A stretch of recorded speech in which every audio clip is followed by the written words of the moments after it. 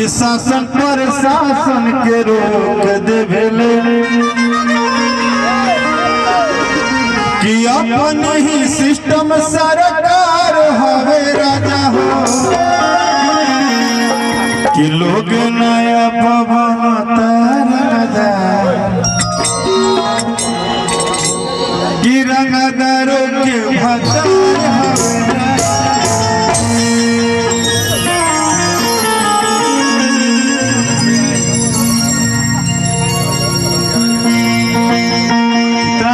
था भाई वो भी कि रखे मोचिए पसंद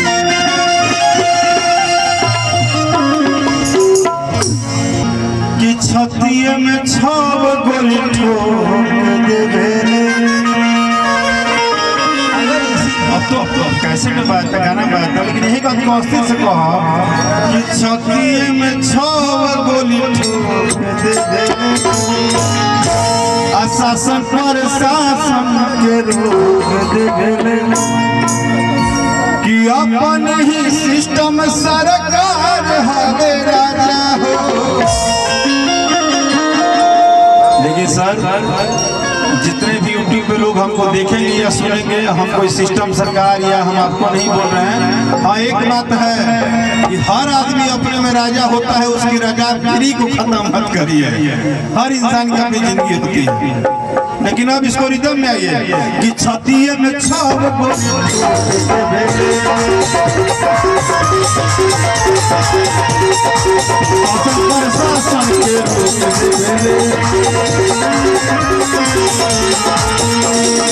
अपने ही सिस्टम सरकार हवे राजा हो, अपने ही सिस्टम सरकार हवे राजा लोग नया पवन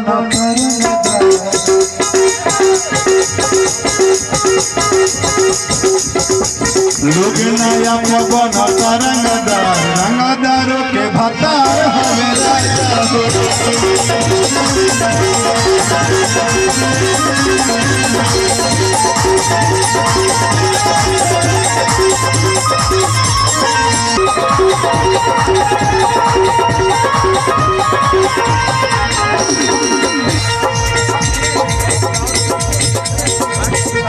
अच्छा रंगदार लाइन पर बड़ा कमेंट है भाई कि हमने ये कहा कि 4 पैक दारू सुनार मेहरारू ऊपर मीट मछली अंडा, तो लोगों ने कहा कि पंडित जी हो के आप खाते हैं। नहीं, हम नहीं खाते हैं, लेकिन रंगदार का ये आदत होता है, उसको माल चाहिए।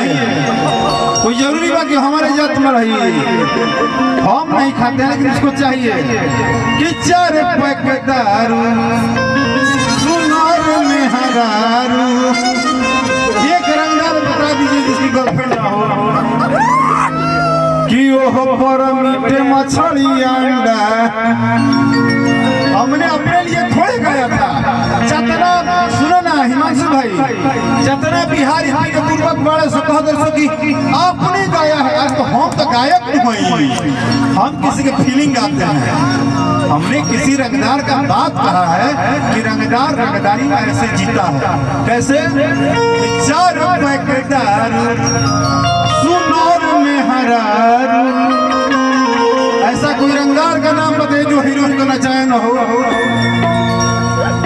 कि ओह पर मीट मछली अंडा कि नस सैया के। आप छोटू को कम समझते हैं, बहुत खतरनाक है कि नस सैया के हो जलटाई आ क देला गरमी के ठंडा कि बम या बारूद हथियार हवे राजा हो। अच्छा ज्यादा कुछ होके भाई 10 का मोबाइल में हमारे वीडियो बनता है गाजीपुर से लहरी, गाजीपुर से लहरी कि बम या बारूद हथियार हवे राजा हो। नया लोग